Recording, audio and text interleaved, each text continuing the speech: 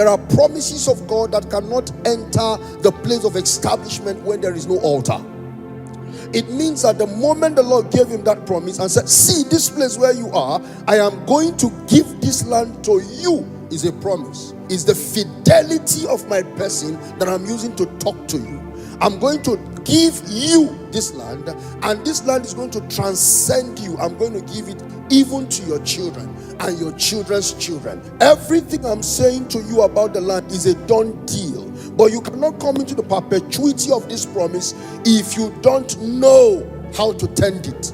We tend the promises of God upon the altars that we build. In fact, let me shock you.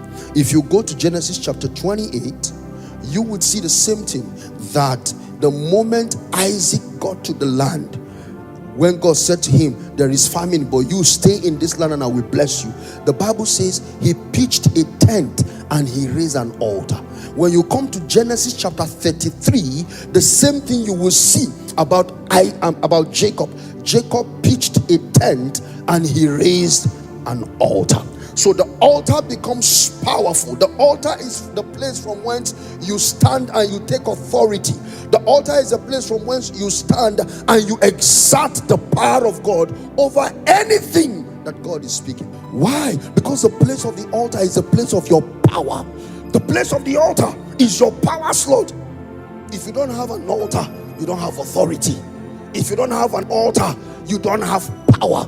If you don't have an altar, you don't have communion. The place of the altar is the place where we intercept, is the place where we form an equilibrium between our spirit and the Spirit of God. That's the interception. God will meet with you on your altar.